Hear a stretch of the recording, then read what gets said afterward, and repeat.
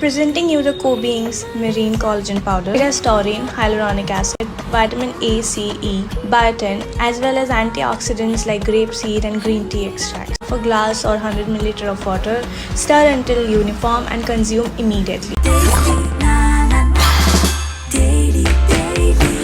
Taste Daily. Taste the Daily. Touring talkies ரசிகர்களுக்கு வணக்கம். வாங்க லென்ஸ் நிகழ்ச்சிக்கு போகலாம்.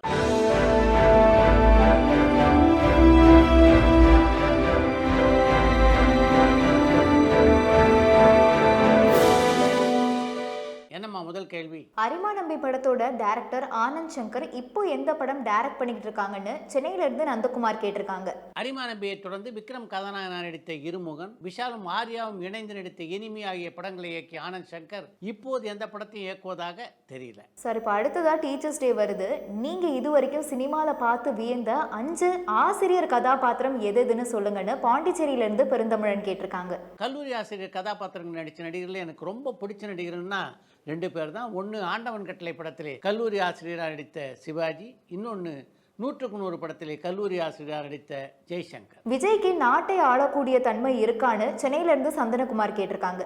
உங்களுடைய கேள்விக்கான பதில விஜய்க்கு அப்படி ஒரு வாய்ப்பு அமைந்ததற்கு பின்னால சொல்லுவது தானே சரியாக இருக்கும். பொதுவாகவே வெங்கட் பிரபு படங்கள்ல அவருடைய பிரதர்ஸ் அப்படி இல்லைன்னா அவர் இதுக்கு முன்னாடி எடுத்த படங்களினுடைய ஹீரோக்கள் ஒரு சின்ன கேமியோ ரோல் பண்ணுவாங்க. அப்படி நாகார்ஜுனா, சூர்யா, சிம்பு இவங்களெல்லாம் கோட் படத்துல கேமியோ ரோலுக்கு எக்ஸ்பெக்ட் பண்ணலாமான்னு கோயம்புத்தூர்ல இருந்து அஜய் கேட்டிருக்காங்க.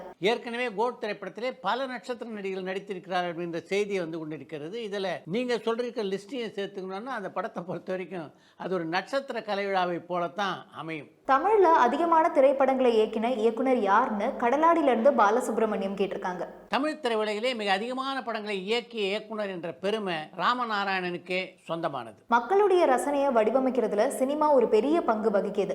அப்படிப்பட்ட சினிமாவுக்கான பிலிம் ஃபெஸ்டிவல் ஏன் அடிக்கடி நடத்தாம எப்பமாவது நடத்துறாங்க? அண்ட் சென்னையில மட்டுமே நடத்துறாங்களே, இது தவிர திருச்சி, கோயம்புத்தூர் இந்த மாதிரியான நகரங்களையும் நடத்தினா நல்லா இருக்கும் நான் நினைக்கிறேன். இதை பத்தி உங்களுடைய கருத்து என்னன்னு பாண்டிச்சேரியில இருந்து பெருந்தமிழன் கேட்டிருக்காங்க. சென்னையில திரைப்பட விழாக்கள் தனியார் அமைப்புகள் மூலம் தான் நடத்தப்படுது. மதுரை, திருச்சி போன்ற நகரங்களில் அது போன்ற விழாக்களை நடத்த வேண்டும் என்று யாராவது விரும்பினார்கள் என்றால் அவங்க தாராளமாக நடத்தலாம். அது போன்ற ஒரு விழாவை பாண்டிச்சேரியில் நீங்க கூட நடத்தலாம். இளையராஜா பாஜக இணைஞ்ச மாதிரியும் வைரமுத்து திமுக இணைஞ்ச மாதிரியும் இவங்களுடைய நண்பர்களான பாரதி ராஜா ஏன் எந்த கட்சியிலுமே இதுவரைக்கும் இணையவே இல்லைன்னு திருச்சியில இருந்து பாபு கேட்டிருக்காங்க. பாரதிய ஜனதா கட்சியினர் இளையராஜாவுக்கு ராஜ்யசபா சீட் கொடுத்திருப்பதை மனதிலே வைத்துக் கொண்டு இப்படி ஒரு கேள்வி நீங்க கேட்டிருக்கீங்க அப்படின்னு நினைக்கிறேன். எனக்கு தெரிந்து இளையராஜா பாரதிய ஜனதா கட்சியிலே தன்னை இணைத்துக் கொண்டதாக தெரியல. அது மட்டும் இல்லாம இளையராஜாவும் வைரமுத்தும் ஒரு கட்சியில இணைந்து விட்டால் என்பதற்காக பாரதி ராஜாவும் ஒரு கட்சியில இணைய வேண்டும் அப்படின்றது விதியா என்ன? விஜய் அரசியல் ரீதியா சூறாவளித்தனமா பேசுவாரா இல்லனா கொள்கை மட்டும் பேசி ஜெயிப்பாரான்னு சென்னையில இருந்து சந்தனகுமார் கேட்டிருக்காங்க. விஜய் எத்தனையோ பொது மேடைகள்ல இது வரைக்கும் பேசியிருக்காரு.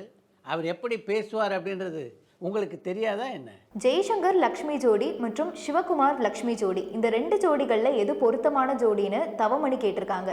லக்ஷ்மியை பொறுத்த வரைக்கும் ஜெய்சங்கருக்கும் சிவகுமாருக்கும் மட்டும் இல்ல, முத்துராமனுக்கும் மிகவும் பொருத்தமான ஜோடியாக இருந்தவர் அவர். இருவர் படத்தோட டைரக்டர் கட் இருக்குமா? அது என்னைக்காவது வருமானு பாண்டிச்சேரியில இருந்து பெருந்தமிழன் கேட்டிருக்காங்க.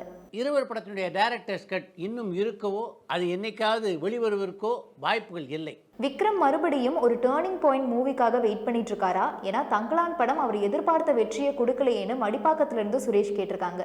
விக்ரமுடைய நடிப்புக்கு திணி போட்ட வகையில தங்கலான் திரைப்படம் அவருக்கு ஒரு திருப்புமுனை படமாகவே அமைந்தது அப்படின்னு தான் சொல்லணும். என்னை பொறுத்தவரையிலே தமிழ்நாட்டில் அந்த படம் ஓரளவுக்கு நல்ல வசூலை செய்தது அப்படின்னு தான் நான் கேள்விப்பட்டேன். திரையரங்கு உரிமையாளர்களும் அப்படிப்பட்ட ஒரு செய்தியை தான் என்கிட்ட சொன்னாங்க.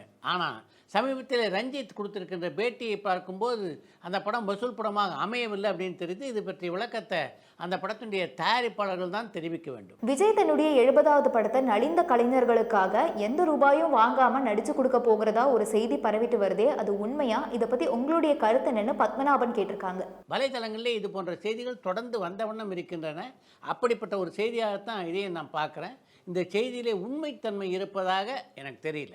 ஜனகராஜ் எந்த படத்துக்காவது வெளிநாட்டுக்கு போய் நடிச்சிருக்காரான்னு சென்னையில இருந்து சந்தனகுமார் கேட்டிருக்காரு. ஜனகராஜ் வெளிநாடுகளுக்கு சென்றிருக்கிறார், ஆனால் படப்பிடிப்புக்காக சென்றதில்லை.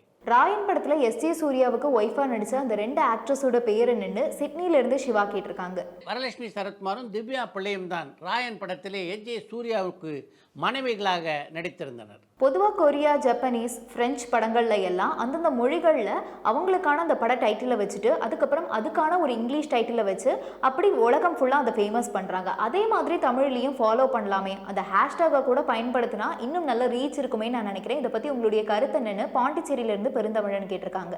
கொரியன் படங்களும் ஜப்பானிய படங்களும் பிரெஞ்சு படங்களும் உலக நாடுகள் பலவற்றிலே பார்க்கப்படுகின்றன. அப்படி தமிழ் திரைப்படங்கள் பார்க்கப்படுவதாக நீங்கள் நினைக்கிறீங்களா? மார்க் ஆண்டனி படத்தோட வெற்றியை தொடர்ந்து தான் பிரபு தன்னுடைய மகளை ஆதிக் ரவிச்சந்திரனுக்கு திருமணம் பண்ணி கொடுத்தாரான்னு சந்தனகுமார் சென்னையிலிருந்து கேட்டிருக்காரு. தன்னுடைய மகளை ஆதிக் ரவிச்சந்திரனுக்கு பிரபு திருமணம் செய்து வைத்ததற்கும் மார்க் ஆண்டனி படத்துடைய வெற்றிக்கும் எந்த சம்பந்தமும் இல்லை. கன்னட ஆக்டர் விஷ்ணுவர்தனை ஏன் மக்கள் சஹச சிம்ஹா அப்படின்னு அழைக்கிறாங்கன்னு கோயம்புத்தூர்ல இருந்து அஜய் கேட்டிருக்காரு. நம்ம ஊரில் எம்ஜிஆருக்கு மக்கள் திலகம் என்ற பட்டத்தையும் சிவாஜிக்கு நடிகர் திலகம் அப்படின்ற பட்டத்தையும் நாம் தரலையா? அதன் காரணமாக தானே அவங்க 2 பேரும் நடிகர் திலகம் என்றும் மக்கள் திலகம் என்றும் நம்முடைய ரசிகர்களால் அழைக்கப்பட்டாங்க. அது மாதிரி தான் சாகச சிம்மம் அப்படின்ற ஒரு பட்டத்தை விஷ்ணுவர்தனுக்கு கன்னட ரசிகர்கள் கொடுத்திருந்தார்கள். அதன் காரணமாகத்தான் அவர் அப்படி அழைக்கப்பட்டார். அமெரிக்கான ஒரு பேட்டியில் ஆடியன்ஸ் புல்லிங் கெப்பாசிட்டியை பொறுத்து தான் ஒரு ஹீரோவோட சேலரி டிசைட் ஆகுதுன்னு சொல்லியிருந்தாரு. ஸோ எக்ஸாம்பிளுக்கு இப்போ நம்ம மண்வாசனை படத்தை எடுத்துக்கிட்டோம்னா அதில் அறிமுக நாயகன் அறிமுக நாயகி 2 பேருக்கும் ஒரே மாதிரி சேலரி கொடுக்கப்பட்டுச்சா, இல்லை நாயகனை விட நாயகிக்கு கம்மியான சேலரி கொடுக்கப்பட்டுச்சான்னு அரவிந்த லோச்சனன் வில்லியனூர்ல இருந்து கேட்டிருக்காரு. அமீர் கான் சொன்னது இருக்கே, அது முன்னணி கதாநாயகிலையும் முன்னணி கதாநாயகிலையும் பற்றியது. அது எப்படி புதுமுகங்களுக்கு பொருந்தும்? எது இப்படி இருந்த போதும் மண்வாசனை திரைப்படத்தை பொறுத்த வரைக்கும் ஒரு விஷயத்தை உங்களுக்கு தெளிவுபடுத்தணும்னு நான் விரும்புகிறேன். அந்த படத்தில் பாண்டியன், ரேவதி ஆகிய இருவருக்கும் ஒரே மாதிரியான சம்பளம் தான் தரப்பட்டது. இருவருக்கும் அந்த படத்திலே தரப்பட்ட சம்பளம் 6000 ரூபாய். நடிகரும் தயாரிப்பாளருமான திரு சாண்டு சின்னப்பா தேவர் அவருடைய படப்பிடிப்பு நேரத்தில் ஏதாவது தடையோ இல்லை தடங்களோ ஏற்பட்டா கடவுளை பயங்கரமா திட்டுவார்னு சொல்றாங்களே, அது உண்மையா? உங்களுக்கு அவர் கூட இருந்த நட்பை பத்தி கொஞ்சம் சொல்ல முடியுமான்னு செல்வகுமார் கேட்டிருக்காரு. படப்பிடிப்பை தொடங்குவதற்கு கொஞ்சம் தாமதமானாலோ அல்லது நடிகர்கள் படப்பிடிப்புக்கு தாமதமாக வந்தாலோ சின்னப்பா தேவர் பேசுகிற வார்த்தைகளை காது கொண்டு கேட்க முடியாது. அந்த அளவுக்கு கடுமையான வார்த்தைகளால் அவங்களை திட்டுவார் சின்னப்ப தேவர். அதை பக்கத்திலிருந்து பலமுறை நானே பார்த்திருக்கிறேன். கங்குவா படத்தினுடைய ரிலீஸ் தேதி இப்போ தள்ளி போயிருக்கிறது பத்தி உங்களுடைய கருத்து என்ன செல்வா கேட்டிருக்காரு. வேட்டையன் திரைப்படத்தோடு கங்குவா திரைப்படத்தை வெளியிட வேண்டாம் அப்படின்ற முடிவு இருக்கே, அது புத்திசாலித்தனமான முடிவு.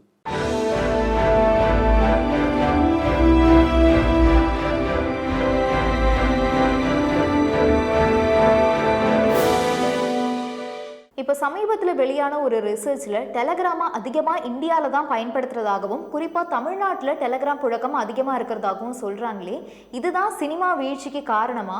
ஒருவேளை டெலகிராமை தடை பண்ணால் சினிமா மறுபடியும் மீண்டெடுமான்னு ஸ்ரீலங்காவிலிருந்து மதிஷான் கேட்டிருக்காங்க. சினிமாவுடைய வீழ்ச்சிக்கு டெலகிராம் ஆப் ஒரு காரணம் அப்படின்னு சொல்ல முடியாது. ஆனால் டெலகிராம் முற்றிலுமாக தடை செய்யப்பட்டால் நிச்சயமாக ஓடிடியில் படம் பார்க்கின்ற ரசிகர்களுடைய எண்ணிக்கை இன்னும் கொஞ்சம் கூட வாய்ப்பு இருக்குது.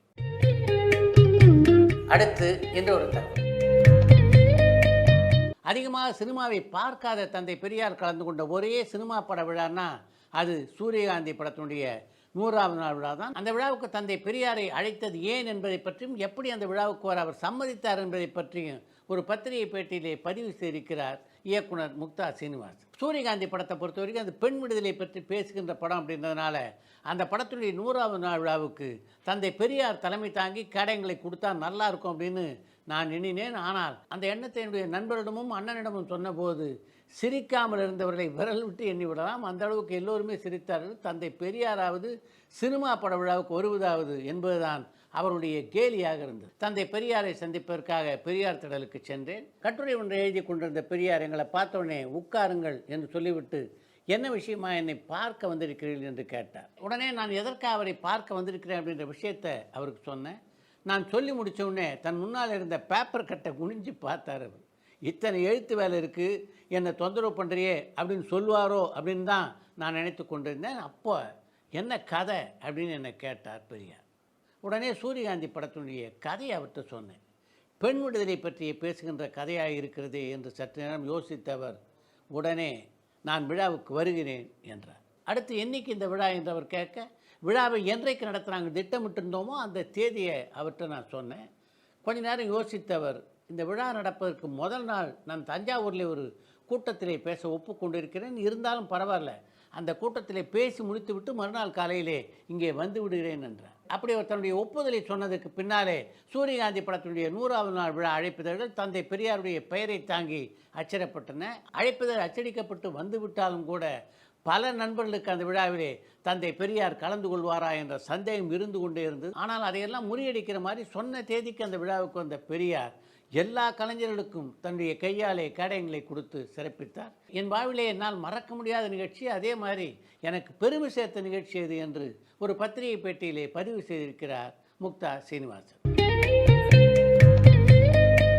இத்துடன் இன்றைய லென்ஸ் நிகழ்ச்சி நிறைய பெறுகிறது. மீண்டும் அடுத்த லென்ஸ் நிகழ்ச்சியிலே சந்திப்போம். உங்களை பொறுத்த வரைக்கும் உங்களுடைய பள்ளி பருவத்திலேருந்தே சினிமா உங்களுடைய கனவு.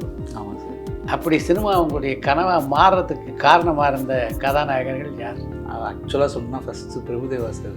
ஓ, ஸோ அப்போல்லாம் வந்து பிரபுதேவா சார் தான் நம்மளோட டெமி காட் அவர். ஏஆர் முருகதாஸ் இன்னைக்கு தமிழ் சினிமாவில் ஒரு நல்ல ஒரு கமர்ஷியல் இயக்குனர். அவரோட பணியாற்றிய அந்த அனுபவம் எப்படி இருந்தது? அதுதான் சொன்னேன், அதுதான் என்னோட காலேஜ் மாதிரி சார். என்னோட திரைப்பட கல்லூரின்னா என்னோட கல்லூரி அதுதான்.